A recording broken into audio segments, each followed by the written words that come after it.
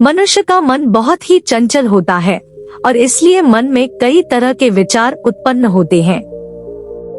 क्षण भर में ही व्यक्ति का मन कई चीजों को सोचने लगता है।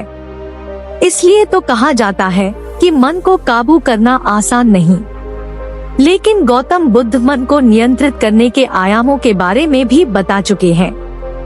मन में विचारों का आना गलत नहीं है कि लेकिन मुश्किल तब हो जाती है या विचार ऐसी परिस्थिति में गलत होते हैं जब मन में अश्लील विचार आते हैं। कभी कभी तो ना चाहने के बावजूद भी मन में अश्लील विचार आते हैं। अगर आपके मन में भी ऐसे विचार आते हैं तो गौतम बुद्ध की इस कहानी से आपके विचारों में जरूर बदलाव आएगा। बुद्ध अपने भिक्षुओं को उपदेश देने के साथ ही उन्हें भिक्षाटन के लिए भेजते थे। एक बार उन्होंने अपने भिक्षु भरत को भिक्षा लेने के लिए एक श्राविका के घर भेजा। भरत पूरे रास्ते मन में यह सोचते हुए श्राविका के पास गया कि आखिर आज भिक्षा में क्या भोजन खाने को मिलेगा, क्योंकि भरत चंद्रुवंश के राजकुमार थे और बुद्ध के सानिध्य भिक्षु के रूप में दीक्षित हुए थे।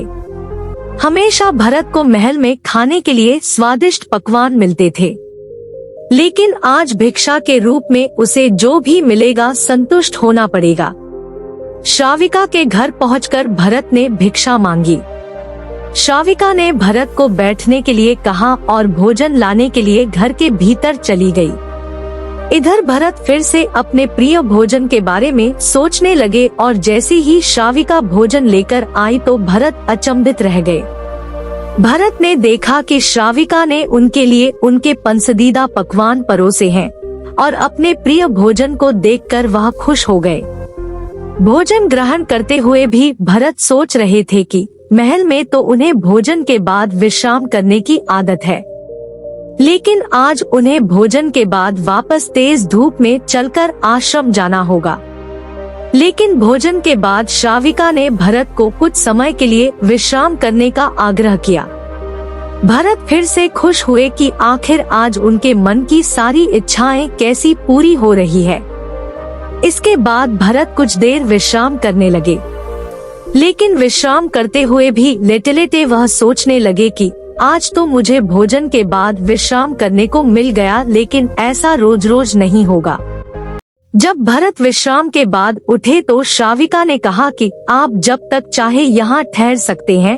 भरत अब समझ गए कि ये कोई संयोग नहीं हो सकता। उन्होंने श्राविका से कहा कि मुझे क्षमा कीजिए, क्या आप मेरा मन पढ़ सकती हैं?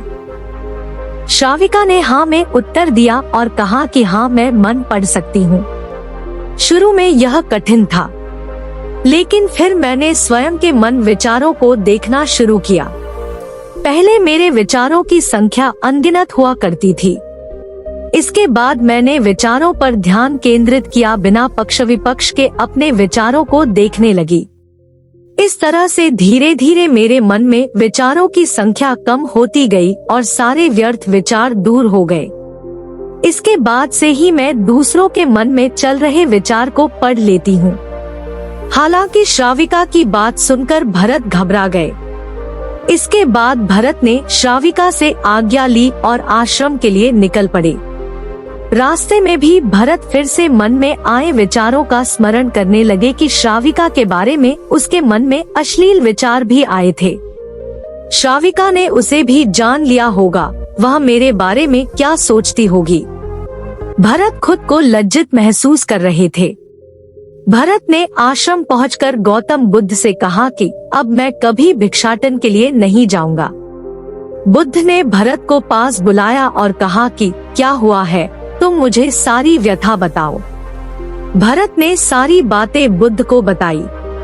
इसके बाद बुद्ध ने कहा कि अगले 1 हफ्ते तक तुम भिक्षाटन के लिए उसी श्राविका के घर पर जाओगे, लेकिन तुम्हें इस बात का ध्यान रखना होगा कि कल भिक्षाटन के लिए जाते हुए तुम अपने चित्त को पूरे होश में रखना। तुम्हारे भीतर क्या विचार उठे उन पर ध्यान केंद्रित करना और यह भी ध्यान रखना कि तुम्हारे मन में कौन सी वासना उठ रही है।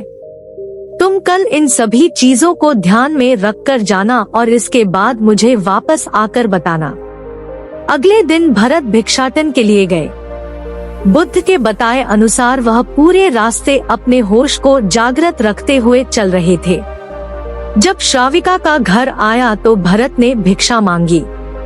उसके भीतर कोई वासना नहीं थी और ना ही कोई विचार उत्पन्न हो रहे थे, क्योंकि उसने अपने मन को पूरी तरह जागृत रखा था। भरत ने भिक्षा ली और आश्रम चला गया। भरत ने बुद्ध को प्रणाम किया और कहा कि आज उसे जिस आनंद की अनुभूति हुई वह पहले कभी नहीं हुई।